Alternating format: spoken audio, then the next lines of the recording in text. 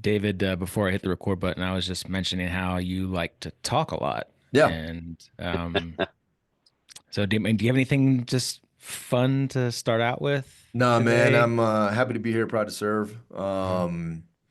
I will say I really had to check my attitude. I'm excited about this conversation, Trey, and I appreciate you.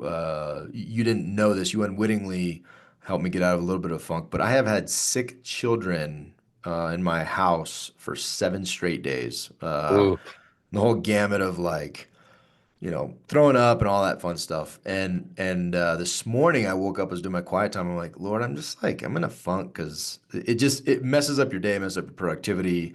And then it kind of hit me. I was like, but I'm not laying in bed sick also. And so I started to check myself of like, how much compassion do I have for these sick children who didn't choose this? And I'm like that jerk that's like, really, you're sick again, and how it impacts my day, and it's an inconvenience to me, and I'm just like, that's pretty selfish. And I happen to be reading Matthew. I'm sorry, it was Mark, I believe it's chapter 12, and in Mark chapter 12, it talks about the two greatest commandments, and then the second being, love your neighbor as yourself. Sometimes your kids are your neighbor, and I was not loving them as myself. I was being very selfish. Convicting, It was yes. convicting. It always is. So.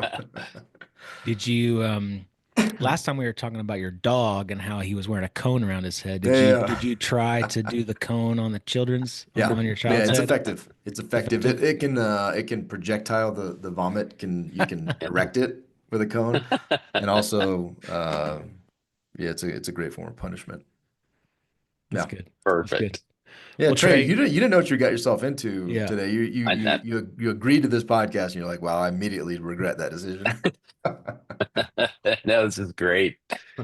Well, David, just for your essay, Trey's from Texas. We've had a lot of Texans on our podcast, Trey, because of just the connections and the referrals for podcast guests. So, um, Trey, thank you for having us or coming on our show, and we're excited about the conversation, man. Like, if you could just give a little bit of background about who you are and what you do.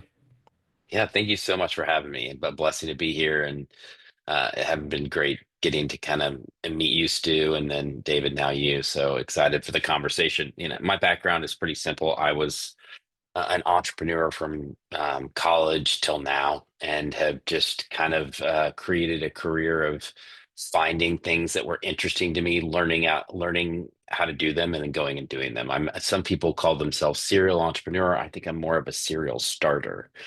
And so I have built and or started 25 to 30 companies, and have gotten the opportunity just to play different roles in supporting friends and building companies, having my own ideas. And so I've really enjoyed getting to do that, both on the technology and media side, getting to kind of help teach and help entrepreneurs as they grow.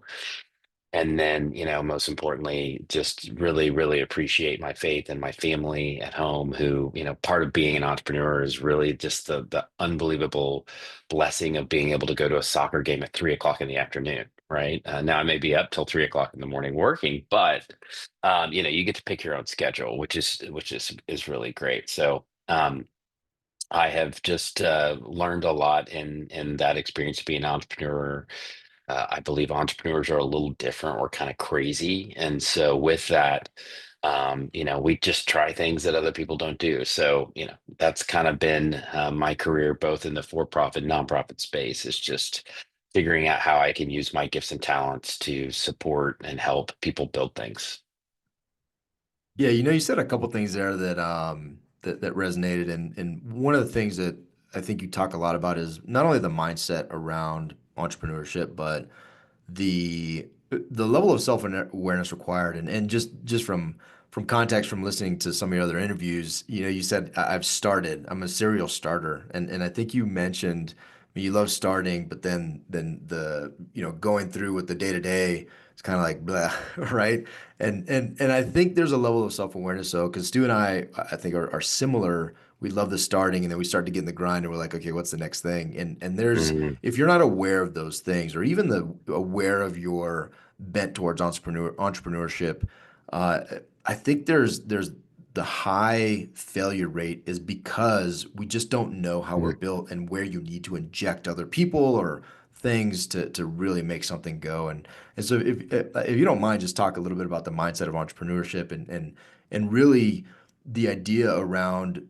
I think the idea is super appealing because Right. everybody likes half of what you said. They like the 3 o'clock soccer game. They don't like the 3 o'clock in the morning, requirements, right? And so I think there's just Mhm. this level of there's a misunderstanding around, and almost a just this over sexification of entrepreneurship that really a lot of us realize it doesn't really exist that way. Right. That's very true. I mean, it's a great point. I think for me, a lot of times I tell people, if you think you want to be a CEO or you think you want to be an entrepreneur, you probably have never done it before. And I think that's just the reality of what comes with it, right? There is that great side of I'm my own boss, I'm in charge, the buck stops with me. On the other side, I'm the boss, I'm in charge, and the buck stops with me, right? And if you know that dichotomy, then you definitely have been an entrepreneur. I think, for me, it's always been about trying to find ways that I can play key roles and help grow. But it's also that constant like teetering between absurd optimism and confidence and arrogance. And I think in my experience, the first time entrepreneur tends to be very heavily weighted on the arrogant side because you don't know what you don't know. As you've done this more and more, as you've built more things and you've learned more things, you begin to realize how important it is to understand your limitations, to build a good team of people around you. I often tell people that if you are the best at more than one thing in your company, then you hired poorly. But if you're the best at nothing in your company, you've hired brilliantly. And what a great entrepreneur does is he or she recognizes um, that there are lots and lots of people that can build a company better than you can. And so, I had a friend one time built an airline, and I said, "What are you doing today?" He said, "I'm spending all day long going to find somebody smarter and better than me to run my company." So it's really, I tell entrepreneurs too, it's not really about who who runs the company, it's about who owns the company. If you run a basketball team, you have the opportunity to bring LeBron James onto your team, and he's going to take your position. Would you not easily and readily give that up? And so I'm constantly looking for the right people to bring into the team and put them into a place where they can be successful. In the same sense, as you mentioned, the serial starter side, I'm also looking at when's it time for me to step out of the way. And there's times when, I may stay longer than other times. I really do enjoy that early side of it, but the true measure of how good of an entrepreneur you are is how good the company does after you're gone. And if you have that arrogant side where you think, man, this company shouldn't exist without me, this company can't win without me, you're limiting the opportunity. And so, one of my favorite parts of building a company is when I leave and I see that company continue to grow or even excel greater than where I had that. That means that you're really doing a good job building that business and getting it going. And so, I think that piece is super important as you think about building a team and think about building an entrepreneurial venture. Um, but on the other side, uh, it takes a special, unique type of person, not a better person, not a more special than somebody that's going to do something different. But if you aren't built like that, it's probably one of the most miserable things you could ever do as well. You downplayed a little bit kind of all the stuff that you've done. You like, I just started and, grew like 25 or so companies and done a bunch of other stuff. I mean, you're teaching college courses at SMU. You're part of Techstars where you're doing, early stage seed capital for new startups and just like a ton of stuff, right? And so, as you've seen and helped other businesses grow and you're investing early stage startup capital, like what are you looking for? Like what are you seeing and identifying? Now that you've seen so many different companies, you've been a part of companies, you've you've been a part of pitches and like how are you identifying either like the individual, the founder, like how do you know that yeah, this one's going to be good? Like yeah, I like this guy. Like what are you looking for? Like what type of characteristics are you looking in a founder and an entrepreneur? That's a great question. I always tell people I think that building a business is simple. It's not easy, but it's simple, right? You gotta build a product or service, You have to sell the product or service, and you have to service the customer. If you do that, you succeed. And so for me, I'm always looking first and foremost at the person, at the founder, at the founding team, and do I believe that he or her is able to do that? Do I believe that they have integrity, that they're going to do the things that they said they're going to do? Do I believe that they're coachable, right? So one of the things I've learned in building 25 plus companies is that if anybody wants to give me advice, I'm willing to listen. That doesn't mean I take it all the time, but it means I want to listen, because what happens if I'm missing something? What happens if there's an element of something that I didn't know that I could learn, that I could grow from? And one of the things that's always been very clear to me is it's much easier to give an entrepreneur advice and counsel on how to build his or her own company than it is to look at your own company and grow it. There's often times where I actually do an exercise where I get up out of my seat, I walk around the table, I sit on the other side, and I say, all right, what would you tell yourself if you were in the investor chair? What would you tell yourself if you were in the advisor chair? And so I think those pieces are really important, but there's nothing more important than the team, especially at an early stage, because you can invest as an investor in a company that has an amazing team, an incredible market opportunity, a stellar product, and there are still 4,000 things that can go wrong to make the company not succeed. And so, at the very core of that, it's got to be the right person or the right team, because inevitably things are going to change. The company's going to pivot. Market conditions may, modify. You may have a global pandemic that changes the way you look at your business. And so, how are you figuring out whether that person or that team can and will adapt as they grow? Because one of the things that is true is that things will change. And if you are not personally convicted and you don't have strong purpose behind what you're building or how you're building it, then you're probably not going to stick with it. And so, that is at the very core, the very initial thing I'm looking for is, how is that founder, and will that founder make it? And then I get into things like market opportunity. Is there an opportunity to create outsized returns? Is there the ability to grow and realize a large portion, or a big enough portion of the market? And then we get to the product, and we get to some of those other key elements. But if that initial piece around the team isn't super strong and super coachable, then it's just not worth it. Because if you can't add value by coaching, then they're not going to succeed. And it's a waste of your time. It's a waste of your money. I read an article that you wrote, and something along the lines of you saying that every entrepreneur has to be a little bit crazy. Like, what do you mean by that? So I think the three main characteristics of an entrepreneur that I love is, one is their courage, right? It takes an obscene amount of courage to build something and take it and present it to the world and say, here's my heart, here's my soul, here's my baby, if you will.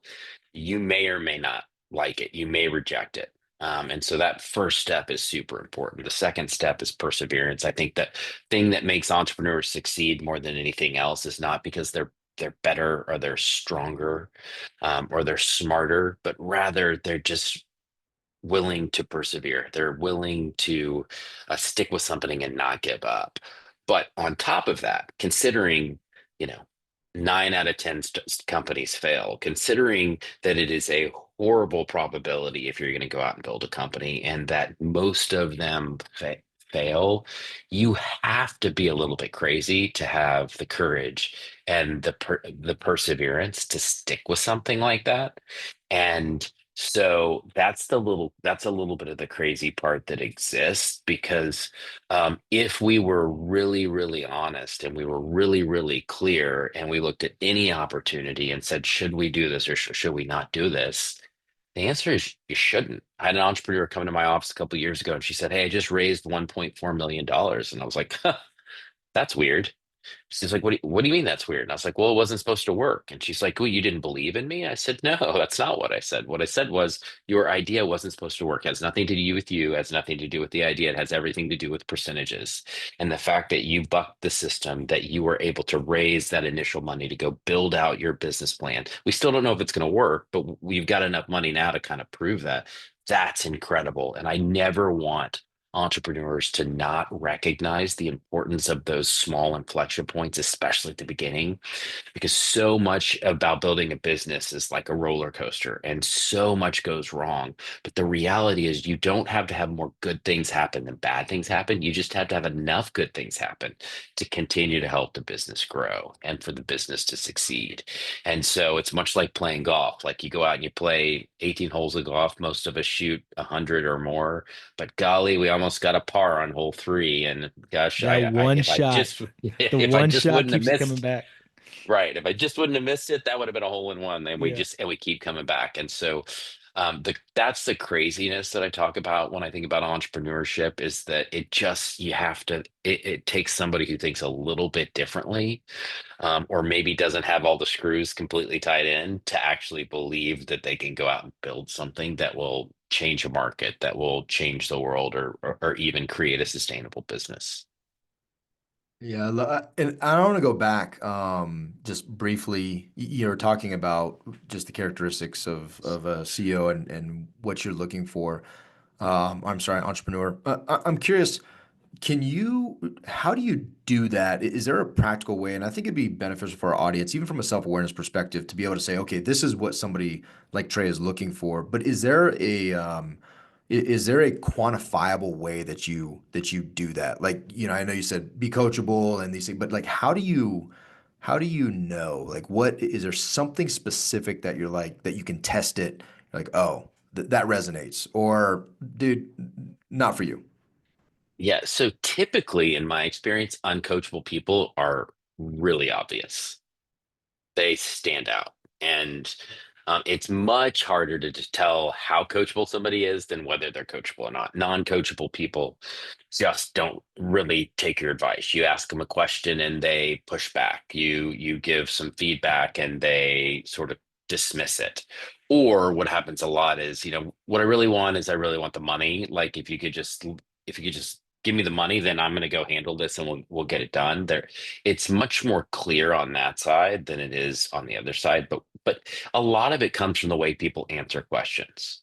Especially when you say, well, when I was at Techstars, it was like, why are you applying for this accelerator program? Well, I need money. That's not a good answer. Hey, what I really need is, I need to learn. There's things that I don't understand. There's areas that I need to grow. I know that Techstars has this incredible network of mentors and advisors and people that could help me not make mistakes.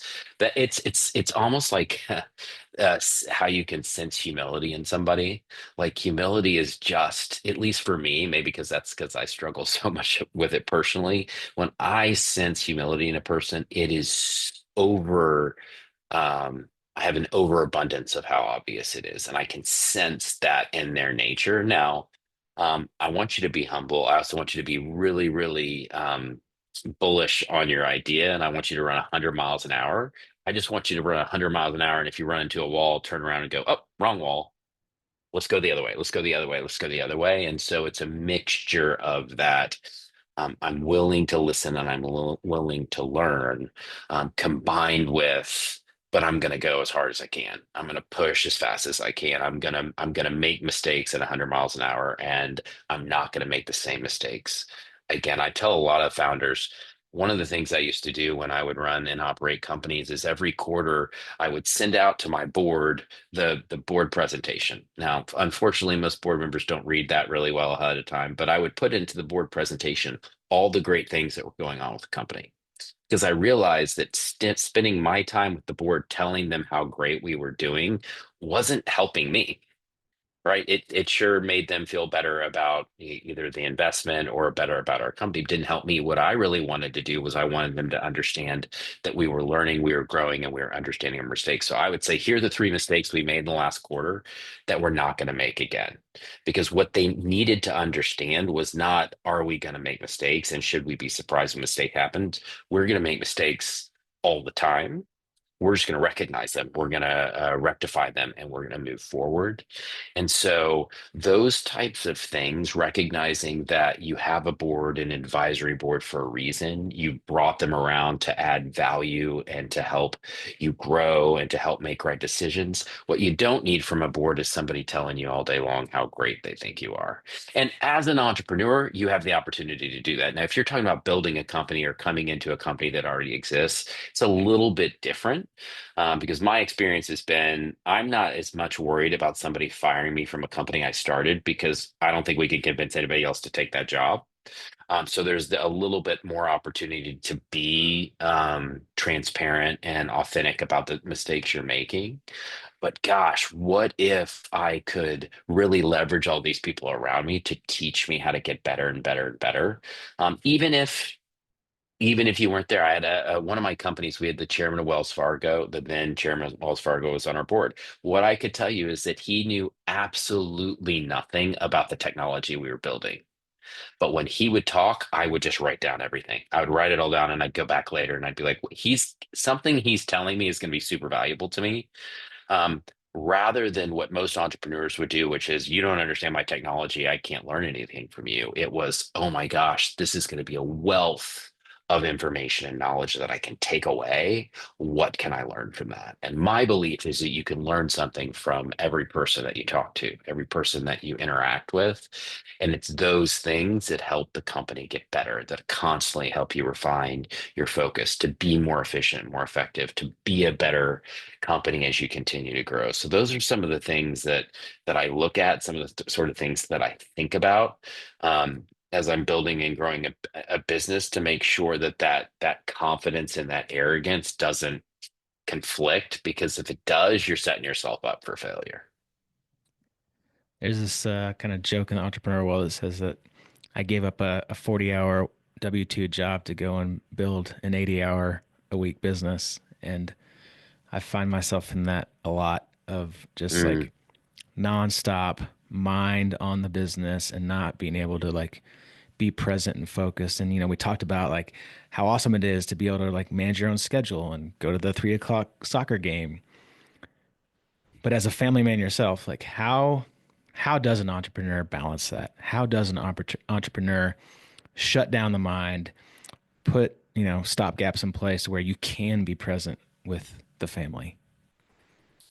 So I think there's several answers to this question. I've dealt with it several different ways. The first answer is to try to put in your own guardrails. That doesn't really work for me. Like I'm going to walk It's into a hard. room, and I could walk out of that room 13 hours later, 16 hours later, and have no idea what's transpired. And so part of it is I used to structure it based upon the stage of life I was in. So before I was married, I'd work till 9 or 10 o'clock at night. Then I'd go home and work for a couple more hours, right? Start at 6. Then I got married, and then I would come home at about 6. And then I'd, spend time with my wife. And then when she went to bed, I'd work. And then when I had a kid, I got home at 5. And then I had 2 kids, and I had 3 kids. And then it was, okay, we've got games. And so what ended up happening was I was pushing the majority of my work into the later hours, so that I could try to be present for my family. That doesn't work either. So what I had to kind of eventually learn was, you know what, in the end, I need to be as efficient as I can with my time, and I need to set up guardrails around my time so that I'm disciplined to that. Now, there's always things that are going to happen that you and your, partner have to be able to be prepared with. One time I woke up in the middle of the night because it was raining in my office. How does that happen? I don't know, but I had an option. I could either call my staff and have them go down and clean it up, or I could go down and clean it up. But my wife had to realize at 2 in the morning I had to get up out of bed. That's things you can't control. But there are things that you can control around. Hey, I'm gonna shut my laptop at 10 o'clock at night or 11 o'clock at night, and I'm not gonna get up and do this. I'm not gonna miss certain events here or there unless it's something that's uncontrollable. The last thing I would say, and my wife is really good about this, is she will tell me when I'm in the wrong place, right? She has such an understanding of when our family is feeling like I'm not present. There were years of my marriage where she would say, "You were there, but you weren't there." Like you were, and it's because I was building 6 companies at one time. Like you can't do that, right? That's not possible to do that well. And so the balance is really more how do you manage it in your head? Because in our heads, we're always thinking about that thing. It's just always there. And the hard part is that you're taking something that in many cases God has gifted us to be able to build and grow things, and we get so much excitement from that. And I believe that when you operate in those skill sets, you're actually being worshipful because you're glorifying the Lord through your work. Now that quickly can become an idol if you do it too much or you do it too hard. So we're constantly thinking about that, and frankly, it really fills us in a way that a relationship with your spouse or with your kids doesn't fill you. It's a different thing. It's not better, it's not more important. So for me, having my wife who can come in and say, hey, look, I feel like you've been out on entrepreneur things 3 times in the last 2 weeks. That's too much. Or, hey, you haven't been home. Did you realize you're coming home at 7 o'clock at night rather than five, which we had talked about? All of those little things become valuable. So having the right spouse or partner is hugely important because if you ask my wife, she would say, I knew when I got married that I was marrying this.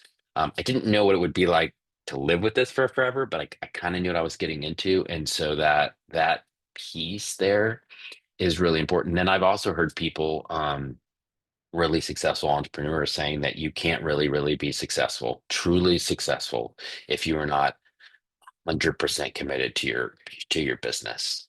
And my response to that is, okay, well then I just won't be 100% successful. Like I'm okay. That's my choice. And so that balance And is what is some people, success? You know? right. And that's a whole nother thing. That's what I've been spending a lot of time with students talking about is what do you think success is and why do you think that's success? Yeah. We believe or have been taught success is about numbers of dollars in the bank. But what is that true? Why is it true? Well, it doesn't have to be true if it's not how you feel. So let's redefine success and let's chart a path that allows us to be successful. Despite some people, success may be, I want to get home at 5:30 every day and I want to spend every moment that I'm not working with my family. So I'm not going to work in the weekends. I'm not going to work at night. That's an amazing success story, right? That's incredible.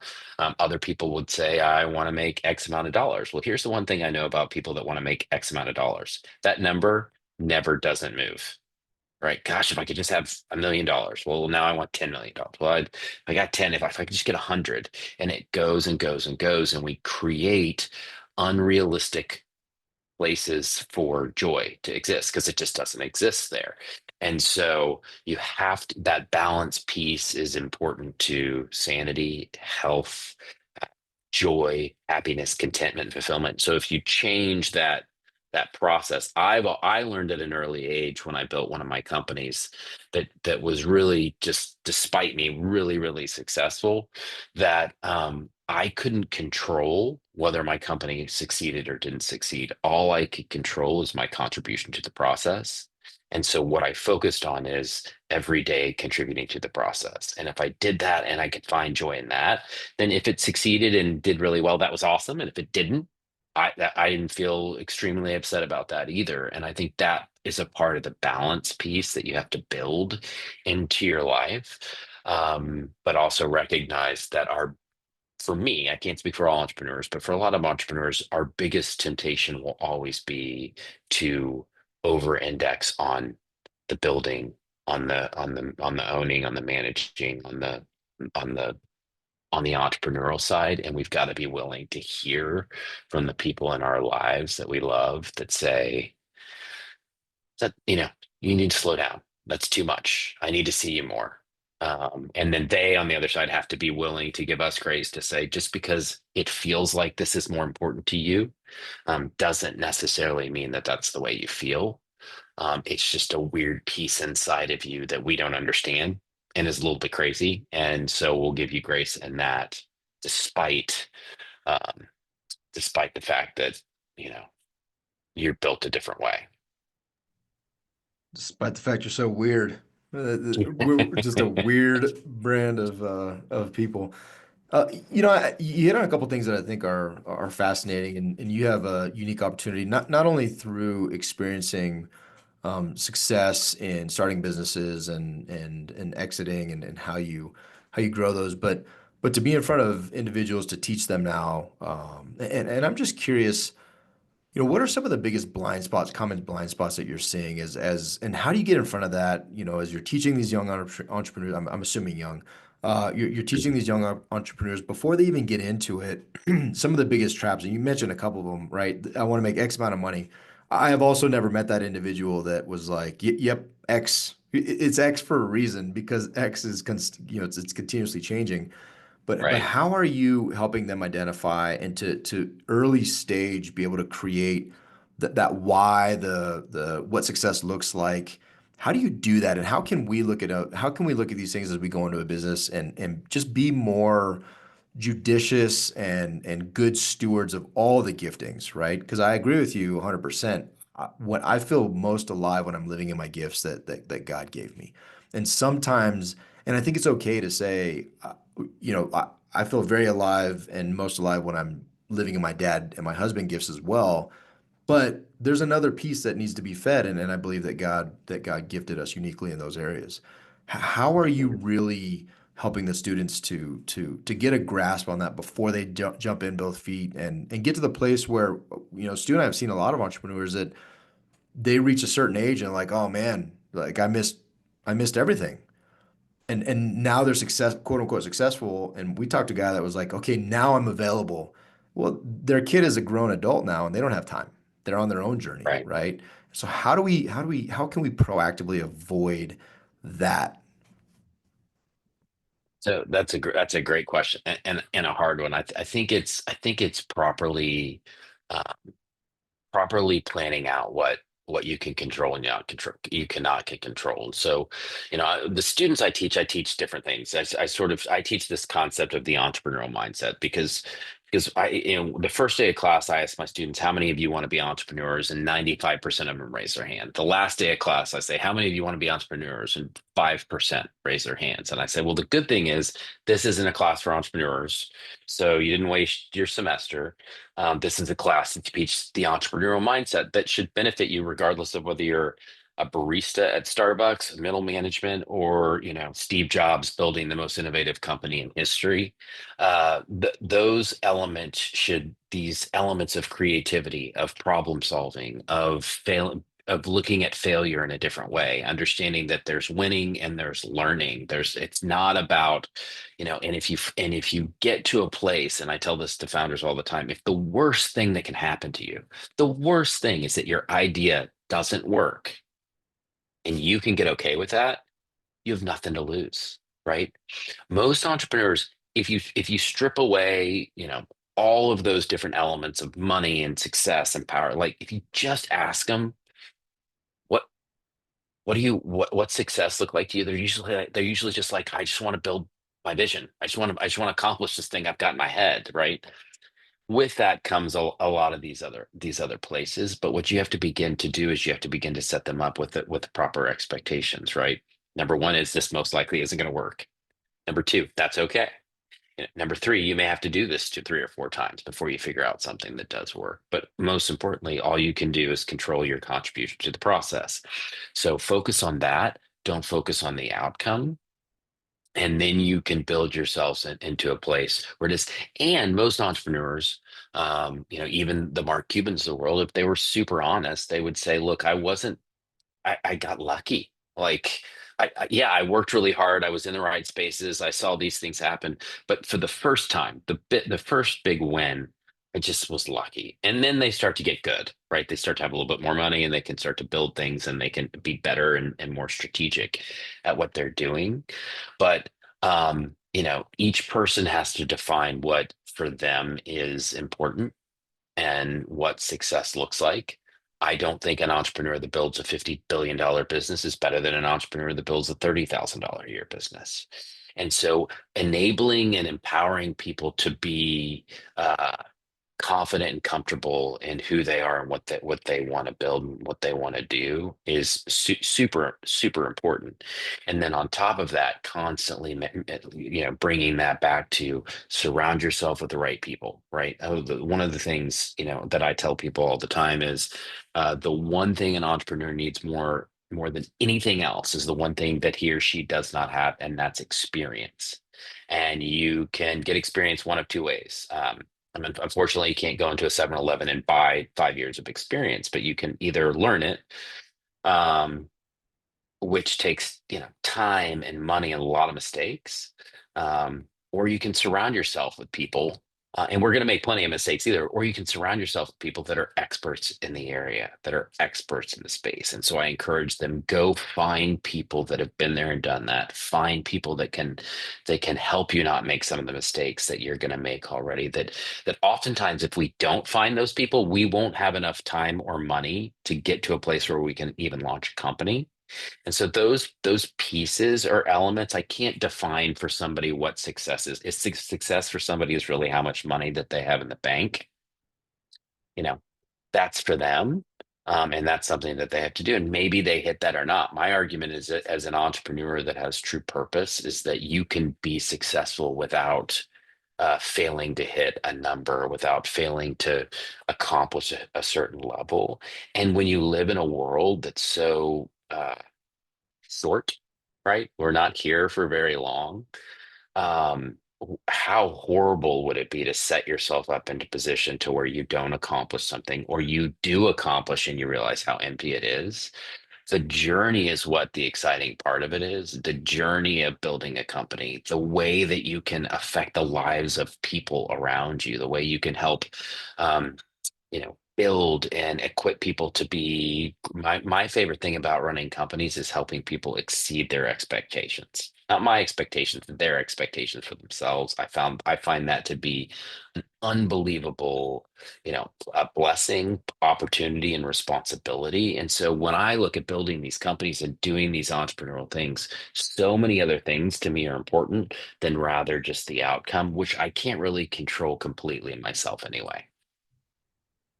God made the gift of really being good at Excel spreadsheets for David. David loves an Excel spreadsheet. Duh. Yeah, he loves Yeah, it. yeah, I crush Excel. I'm more akin to like the files are in the computer kind of guys, Yeah, right? there you go. There you go. Uh, Trey, you've spoken before. I've heard you talk a lot about kind of like this entrepreneur ecosystem, Hmm. kind of built around community, and you've been looking at it at like a city level, right? Of like how cities come together and build an ecosystem to support each other in this entrepreneur venture. And I'm curious, like Dave and I were talking before the show, like how does a small men's group ecosystem support all the entrepreneurs within the community? And community has always been really an important piece for us. I'm curious kind of how you see that. How do you take a city and then bring it down to a 40-person men's group, a church group? Like how do you build a Yeah, ecosystem around entrepreneurs like that can like support each other and like grow that?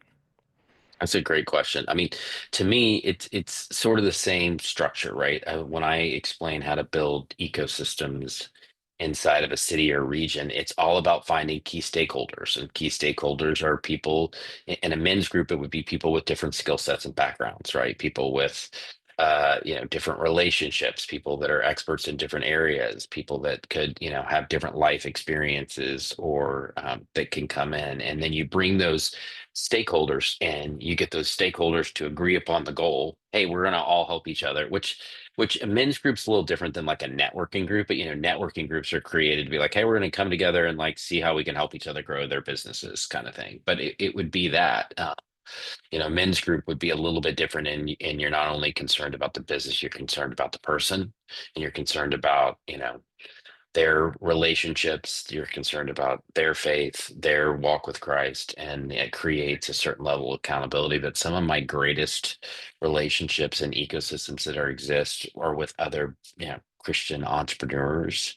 because we know what is, and we've discussed what is our plumb line, what's our basis, and what should we be making decisions off of, and how should we be thinking about that. And in that case, we're able to support each other, encourage each other, hold each other accountable. All those elements begin to exist. And so as you look at a men's group, you say, okay, what are the different things that we want to build? How are we giving opportunities for each of those men to talk about, their needs, their ideas, their passions? How do we encourage them in the times where that they're going well? How do we help celebrate them when they not, much like iron sharpening iron, and where Scripture talks about this, celebrate with those who celebrate, mourn with those who mourn. Like, you just need to feel like you're not alone. And one of the things that I think we see a lot in entrepreneurship is that so often we feel like we're alone unless we have that ecosystem. And whether it's C12 or EO or YPO, all the different organizations that are out there, one of the biggest opportunities that exist in that is you've got somebody next to you who says, I've been through that. I know what that feels like. I can help you. Those sorts of things to make, because as a CEO of a fledgling or growing business, you can't go to your employees and say, we may not have money in 3 months. They don't do well, right? And they don't even do well with you going, I have no idea what we should be doing right now. Like, they want stability, they want a paycheck, they want to know that you're in charge, they want to be told what to do, which is great and okay. Again, it's not better or worse than the CEO, but being able to have people that you can share with, that you can confide in, that you can be authentic and transparent with, and that will listen and take feedback and continue to grow. I see that happen all the time in non-Christian groups and Christian groups alike. But there is a higher level of accountability in the faith-based space around what our responsibility is as leader, what the level of integrity needs to look like, how we're going to treat our employees, how we're going to treat the environment that we want to have. And that's an interesting piece, because where my opinion or my experience is the church can't has not historically done a great job of playing that role, whereas men's groups can, because the church doesn't understand entrepreneurship. Um, and again, it's not better or worse. It's just having organized church try to come in and help support entrepreneurs. They don't get that. We had one of the churches I went to one time brought all the business leaders together in a room and asked, hey, said, we're going to start a business ministry initiative, and we're going to have some, institute stuff, and we're going to take some classes. Who's interested in that? 85% of people raise their hands. It's awesome. I'd love to focus on, business as ministry. 15% of the people didn't. And the church said, oh, well, why aren't you interested in that? And he goes, I've got to put food on my table next month. And if I don't go work, then I'm not gonna have the food and I can't put it on my table. Like, I don't need to go to a business as mission class. My business is my mission. Like, it's just, and so it's just understanding, or really in the church's perspective, not understanding how to support those entrepreneurs, whereas uh, a men's group could do that in a way that the church isn't. So my argument, or my recommendation to the churches I've worked at, has always been equip the men's group to serve the entrepreneurs, and then be present, be there, right? Be there to encourage, to support, to fund, to listen, to pray for, but not to you know curriculamize it, or to take it like that, because it just doesn't work that way, or has not, at least to this point in my career. Yeah, I love how you point out, and we often hear it. It's lonely at the top, and I think the recognizing that is great. So what are you gonna do about it? Right? Like, yes, it's lonely at the top is it sounds super smart and you're acknowledging a truth that everybody knows, but what are you going to do about it? And so I love how you highlight, become, especially as an entrepreneur, in really in any facet of our life, an area that you want to exceed, or that you want to excel, that you want to grow, and is challenging, is better done with a group, with a like-minded individuals, Mhm. like-minded in the sense of they're all there to grow. and you're all there to challenge each other. I think we're losing the ability to really critically think and challenge each other on some of our presuppositions and the way that we consider whether it's politics, faith, uh, working. I'm reading a book right now about food somebody gave me, and it's fascinating. The book, the author says, hey, most dietitians and where they're at is equivalent to where surgeons were at in the 1650s. And it's fascinating by their own admission, right? And so, how do we grow in all these areas? How do you recognize, okay, like I am not great at business. How do I get myself in a group around it? Because I think we just suffer in silence and we suffer by ourselves. And then 9 out of 10 of us fail, and you wonder why, right? You're like, wow, man, Right. what could I have done different? What would you talk to? Who told you your baby was ugly and you listened? Because at the end of the Mhm. day, I think you said on another podcast, some people are gonna think your baby are cute. You just need to get around those people. You need to Um, find those people, right? you gotta find those Yeah. people. It's so important to figure out like I always say that entrepreneurs don't have the luxury, the time, or the money to act like they know things they don't know. And so the entrepreneur is always the one standing there with his or her hand up, going, I don't know what that word means. Explain that to me. Like they realize, and this is, I don't know why we do this, but they realize that lack of experience or lack of knowledge is not a character flaw.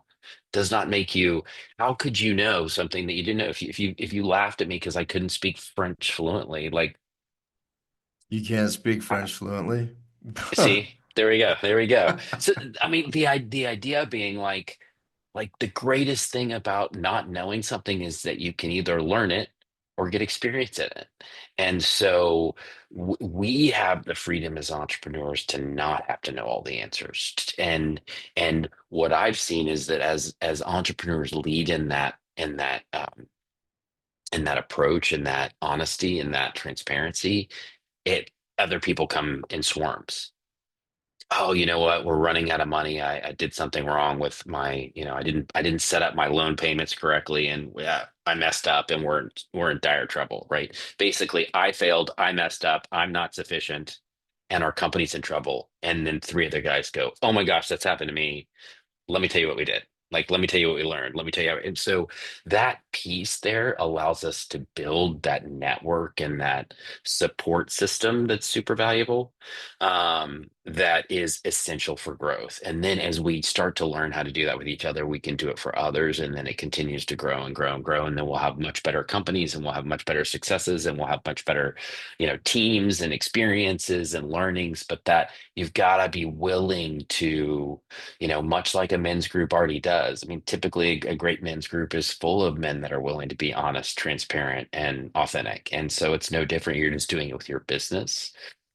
And that's where that support comes to help us grow and help us, succeed. But we need to encourage people, especially believers, to build businesses and to go out there and try new things, because we are, um, God created us to be excellent in what we do. He created us to worship Him in the way that we do that. And if we're taking the gifts and talents He's given us while we're on earth and using those for His glory, then it's going to be excellent and it's going to be incredible. That doesn't mean we can't mess it up or things can't get in the way, but gosh, building that strong community and network to support somebody makes all the difference in the world. And then it's so wonderful to be able to rejoice and celebrate somebody who does have a win and a victory and an exit.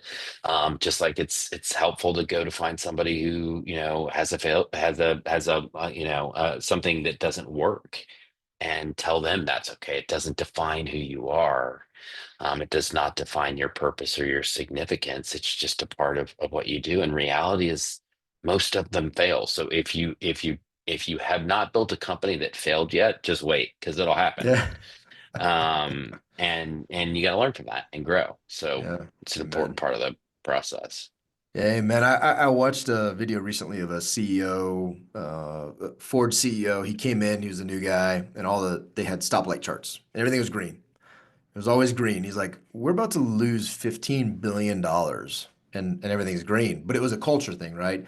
And really what ended up happening, he said the best day of his life was when he came into the meeting and there was finally a rainbow of colors because people realized they weren't red, the product line was red. There was an issue, and when they said, I'm red here, he said that the dynamic was fascinating is someone from this side of the room said, "Oh, I can help you with that. Like we have a solution to that. We have this." And I think that's the power of the group, right? I acknowledge I'm not red. This aspect of my life is red. This, and maybe I'm responsible for it for sure, but Hmm. I am not red inherently. And how do I Right. get to green? The ability to get to green is great. Dude, I love it, man. I'm a big believer that businesses are. I love Jesus. I love the church. Businesses touch so many people, and there's such an opportunity to really be excellent in our business. I think God calls us to be excellent. The idea Hmm. of, oh, that's a good song for a Christian song, that to me is a false. Like it should be excellent because it's Christian, because it's it's dedicated to the King of Kings and the Lord of Lords, right? And so the fact that you're pouring into people to bring success, whatever that looks like, but to bring glory to God and to extend influence and reach and impact, man, I love it, dude. And you're not going to recognize the full reach of that of your influence and your impact for the kingdom until heaven, but I promise you it's going to be huge because just the nature of what you're doing and the nature of business and how it touches so many people, man, it's an exciting prospect. Well, thank you. It's a humbling thing to get to do, and I find so much joy in it, just getting to help people build stuff. So it's I'm glad that I've been given the opportunity to spend some of my time doing this. Trey, we've just on this hour we've learned a ton, and I've learned a bunch more just listening to you in other spaces and reading all the articles and stuff that you're putting out in the world. How do we get our audience to find out more about you and follow you and learn more from you? What do we put in the show notes? Yeah, thank you very much. So I'm pretty active on LinkedIn. That's a great place to connect. It's just Trey Bowles on LinkedIn, and then I'm sort of working on a couple of projects that are in stealth right now, and really trying to figure out kind of as I move out of my role as an investor with Techstars, how am I gonna continue to invest in ways that I can plug in and support entrepreneurs. I'll always do that in some way, shape, or form, but I also really like to build stuff, and so I probably will build some new things, and some of them will work, and some of them won't. But I'm always interested in figuring out how I can support people and help people grow what they're doing and connect people in ways that can help them. So LinkedIn's a great place to kind of connect with me because I'm there. Or one of my 32 different email addresses, which are much harder to keep a hold of. Dude, I feel you. I'm at like seven, and a buddy of mine just kind of hired me to come on and help him out. He's like, "Do you want an email address?" And I was like, "Nope, sure Got don't. enough. Have enough of those." 0%. Yeah, in my mind, I only have one. So Oh one yeah, That's email good. address. Yeah, it's at a time, and most of them get ignored. That's the problem. I'm that's yeah. terrible. David Spreadsheets and has like seven. emails, those are two of Yeah, my like really, really strong suits. God did not gift David in tracking email. No, not a gift. Oh, Trey, this has been fun, man, and we appreciate your time. We appreciate your wisdom. Thank And you. guys and gals, hey, reach out to Trey. He's an amazing source of knowledge, all things entrepreneurship. Appreciate you, Trey. Thanks so much for having Thanks, me. Trey.